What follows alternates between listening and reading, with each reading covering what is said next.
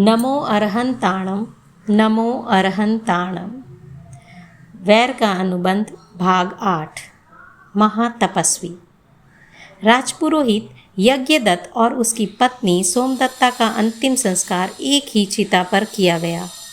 उनका पुत्र अग्निशर्मा आश्रम में था, इसलिए कुटुंबी लोगों ने, रिश्तेदारों ने अग्नि संस्कार किया। क्षिति प्रतिष्ठित पुर के महाराजा पूर्णचंद और महादेवी कुमुदिनी को बहुत दुख हुआ। राजपुरोहित, कोषाध्यक्ष, महामंत्री, महाबलधृक्रस्त आदि वंश परंपरा से ही नियुक्त होते हैं। राजपुरोहित का पद उसके पुत्र को ही देना चाहिए। यह सोचकर राजा ने एक दूत को आचार्य आर्जव कौंडिन्य के आश्रम की ओर भेजा और 2 पड़ोसी अग्निशर्मा को शोक समाचार देने आश्रम की ओर प्रस्थित हुए। तीनों व्यक्ति राज्य की ओर से प्रस्तुत रथ में यात्रा करते हुए 4 दिन के प्रवास में आश्रम में पहुंच गए। आचार्य ने अपने शिष्य अग्निशर्मा के माता पिता के देहांत की बात सुनकर तीनों अतिथियों को अग्निशर्मा की कुटीर में भेज दिया। अपने मोहल्ले के 2 व्यक्तियों को देखकर अग्निशर्मा बहुत प्रसन्न हुआ और उन्हें एकटक देखता रहा। दूत को देखकर उसे आश्चर्य हुआ। उसने सोचा, क्या युवराज गुणसेन ने कोई संदेश भेजा है? क्या मुझे बुलाया है? एक पड़ोसी ने कहा, शर्मा जी, हम आपको अत्यंत दुखदायक समाचार सुनाने आए हैं। शांत भाव से अग्निशर्मा ने कहा, बोलो, मेरे माता पिता तो कुशल है ना?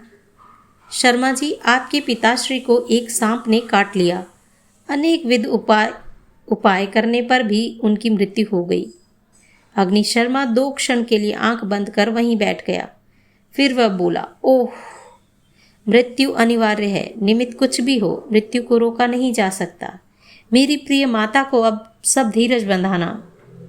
दूसरा पड़ोसी तत्काल बोला, अग्नि भाई, पिता के सर्पदंश की बात सुनते ही आपकी माता को बहुत बड़ा धक्का लगा और उस प्रबल आघात से उनका जीवन दीप भी बुझ गया।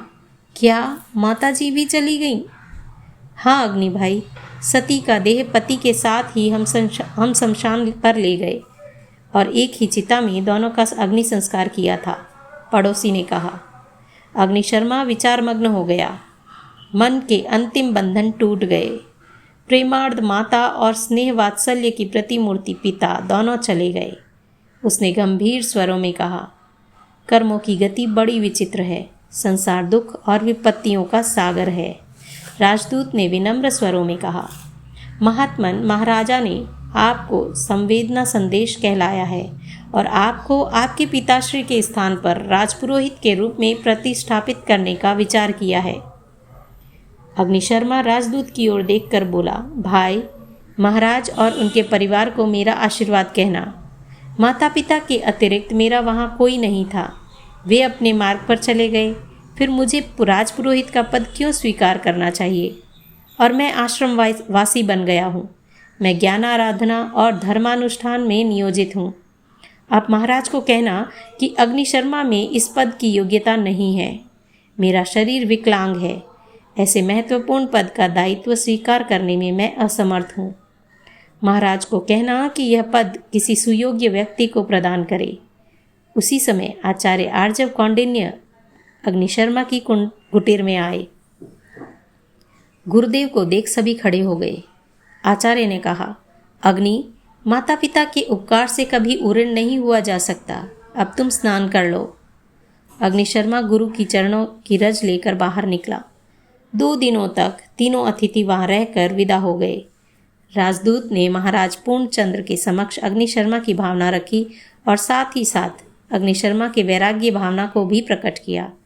महाराज पूर्णचंद ने अपनी नगरी के सुयोग्य विद्वान और पवित्र ब्राह्मण को राजपुरोहित के पद पर प्रतिष्ठित किया।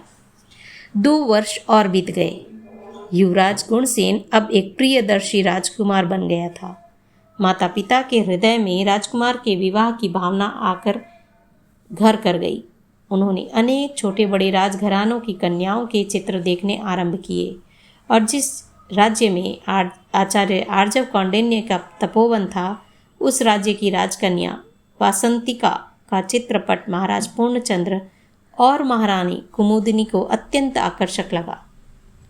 पुत्र को भी वासंतिका की छवि में देवकन्या का आभास हुआ। गौण वर्ण, तेजस्वी नयन, उभरता यौवन, इनका पत्नी के रूप में सहवास मिले तो उत्तम, ऐसा गुणसेन को प्रतीत हुआ।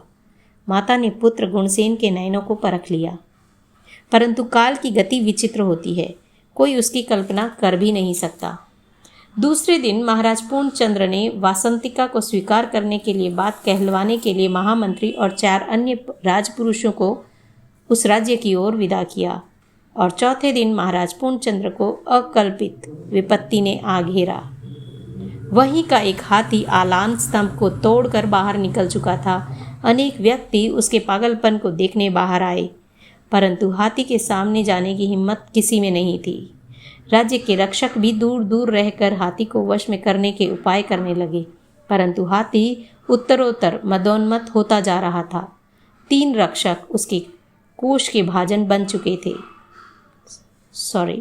3 रक्षक उसके कोप के यानी कि क्रोध के भाजन बन चुके थे। उस समय महाराजा पूर्णचंद्र रथ में बैठकर आ पहुंचे और हाथी को वश में करने के लिए धनुष पर बाण चढ़ाया। धनुष से बाण छूटे उससे पूर्व ही हाथी दौड़कर सामने आया। अश्व भयभीत हो गए। राजा और सारथी उछलकर रथ से नीचे गिर पड़े। महाराजा संभल कर उठे उससे पूर्व ही पागल हाथी वहां आ पहुंचा और महाराजा की छाती पर अपना पैर रख दिया। उसी क्षण गुणसेन भी वहां आ पहुंचा। उसने हाथी पर 3-4 बाण छोड़े। हाथी जमीन पर गिर पड़ा, परंतु वह अपने पिता को नहीं बचा सका। हाथी के पैर से छाती की हड्डियां चूर चूर हो गई। महाराजा पूर्णचंद्र को तत्काल राजभवन में ले आए। गुणसेन ने राजवैद्य को बुलाया। रानी कुमुदिनी पति की यह अवस्था देखकर जोर जोर से रोने लगी। गुणसेन समझ गया था कि पिताश्री का बचना कठिन है, इसलिए वह पिताजी के पास बैठकर नवकार महामंत्र का जाप जपने लगा। राजा पूर्णचंद्र को पूरा होश था। वे अपनी स्थिति समझ गए थे। उनको अपार वेदना का अनुभव हो रहा था। उन्होंने जिनेश्वर देव के शरण का उच्चारण किया, नमस्कार महामंत्र का स्मरण किया और सभी परिजनों से क्षमा याचना करते हुए प्राण छोड़ दिए। राजवैद्य राजभवन में पहुंचे उससे पूर्व ही महाराजा के प्राण पखेरु उड़ गए।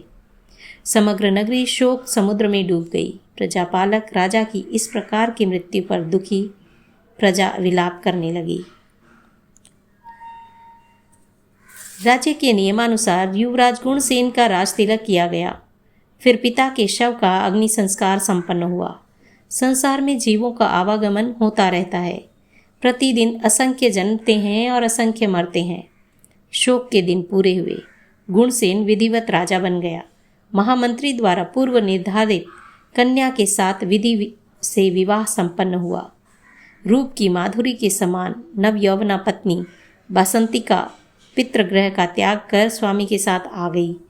वासंतिका के पिता ने अपनी इकलौती कन्या को दहेज में दास, दासी, गाय, रथ, हाथी, स्वर्ण आदि प्रचुर मात्रा में दिए और साथ ही साथ वसंतपुर नगर और आर्जव कौंडिन्य का आश्रम भी दे दिया।